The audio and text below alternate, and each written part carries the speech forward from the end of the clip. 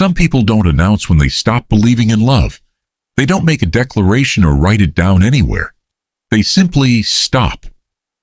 They wake up one morning and decide, quietly, without fanfare, that certain chapters of life are no longer available to them. And then they get very good at pretending that this is peace. Ellis Hart was 62 years old, and from the outside, his life looked like something worth envying. He owned 40 acres of rolling land outside of Cloverfield, Tennessee. He kept his fences straight and his cattle fed. His neighbors respected him. His word meant something in that county. When he gave it, he kept it. But inside that farmhouse, behind the screen door and the worn oak floors, Ellis Hart was utterly alone. His wife, Patricia, had passed away 9 years ago. A kind woman, a good one. He still kept her photograph on the mantel, still touched the frame sometimes when he walked past, the way you say hello to someone just out of reach. He never moved the picture. He never moved her coffee cup from the second shelf of the cabinet either. Some things you don't move. Some things are the only proof you have that something once mattered. If stories like this remind you that it's never too late to begin again, subscribe and join our family. Tell us what country you're watching from in the comments. We'd love to know where this story finds you today. Every morning looked the same for Ellis. Up before 5. Coffee on the stove. His dog Biscuit, a large, clumsy golden retriever with the emotional awareness of a therapist and the coordination of a newborn deer, would press his head against Ellis's leg until Ellis scratched his ears. Then they'd walk out to check on the cattle. Ellis repaired what needed repairing. He worked with his hands the way some people pray, not because it brought him joy anymore, but because it gave the hours somewhere to go. His porch swing had room for 2. He only ever used the right side. A neighbor once asked him if he ever got lonely. "I stay busy," Ellis said. The neighbor nodded as though that were an answer. It wasn't. Ellis had confused stillness with healing, silence with peace. He had learned to exist. He had forgotten how to live. It was the first Saturday of October when Cloverfield's community hall held its annual harvest gathering, something between a farmer's market and a church social, where pies were judged and grudges were kept. Ellis went because Biscuit had chewed through his last plausible excuse. He was examining a display of heirloom tomatoes with the focus of a man who had absolutely no interest in tomatoes when a woman spoke from beside him. "The Cherokee purples are better than they look," she said. "Give them a chance." He turned. She was perhaps 44 or 45. Not the kind of beautiful that demands a room's attention, the kind that rewards it. The longer you look, the more you see. Dark hair pulled back simply, a calm, direct gaze. She smiled the way people do when they're not performing it, just genuinely, without any calculation behind it. Her name was Clara Webb. She had recently moved to Cloverfield from Louisville to care for her elderly aunt, a former schoolteacher who now helped her aunt manage a small cottage property on the edge of town. She spoke about the valley as though she were already grateful to be in it. They talked for perhaps 12 minutes, about tomatoes, then about seasons, then about the way the light changed over the hills in October. Ellis bought the tomatoes. He didn't particularly want them, but he didn't want the conversation to end. He went home thinking he would forget her. He didn't. Clara began attending the same Saturday market. So did Ellis. Neither acknowledged for several weeks that they were there because the other one was. Their conversations grew longer. She borrowed a novel he recommended. He repaired a fence post on her aunt's property without being asked. Neither called these things what they were. But Biscuit knew. Biscuit had started sitting beside Clara at every opportunity, as though he'd made a firm personal decision on the matter. Gradually, there were shared cups of coffee on her aunt's porch, walks along the nearby creek. She told him about former students she still thought about, years later. He told her about the cattle, each one with a name he'd never admit to giving in polite company.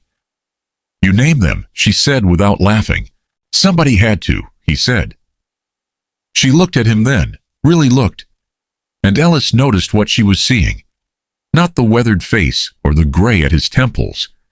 She was seeing the man who quietly gave dignity to things that others overlooked. His honesty, his patience, the way he listened without waiting for his turn to speak. Clara had learned slowly and at real cost that what sustains love is not excitement. It is safety, the ability to say a true thing and not be punished for it. Ellis offered that without trying. Of course, not everyone was watching with soft eyes. His oldest friend Dale said it plainly over coffee one Wednesday morning. "She's quite a bit younger than you, Ellis." "I'm aware of my own age," Ellis said. "People are going to talk."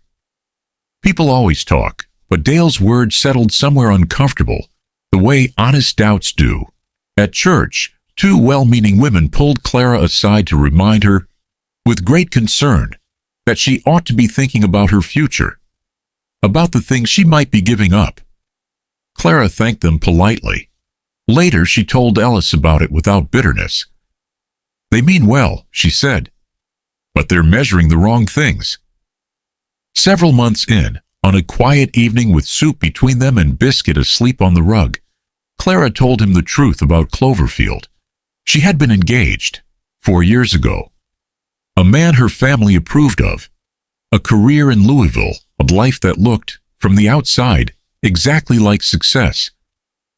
But she had been slowly disappearing inside it, saying yes to things that meant no to herself, performing a happiness she could describe but never quite feel. She broke the engagement 6 months before the wedding. The cost was enormous, her family's confusion, her friends' disbelief, a social circle that never quite forgave her. "I realized," she said, looking at her hands around the warm coffee cup, "that I had been building a life that looked right instead of one that felt true. And I decided I would rather be alone and honest than comfortable and lost." Ellis was quiet for a long time after that. "That's a brave thing," he finally said. "It was necessary," she said. "There's a difference." It happened in late February. The world outside was cold and gray, and they had been sitting on his porch long after the sun dropped behind the hills. There was a warmth between them now that had no agreed-upon name, or rather, it had a name, and neither had said it aloud yet. Ellis set down his coffee cup. "Clara," he said, not loudly, "the way you say something you've been carrying too long and finally have to put down." She looked at him. "I'm too old to give you the life you deserve," he said. "I know that.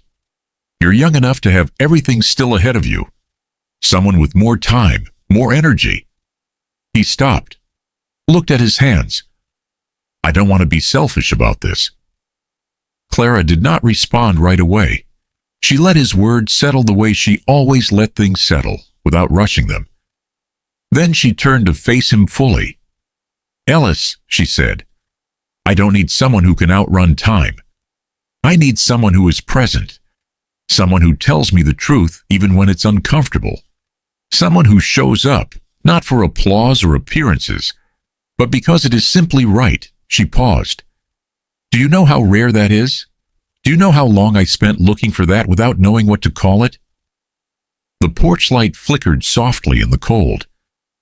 "To me," she said quietly, "you are enough."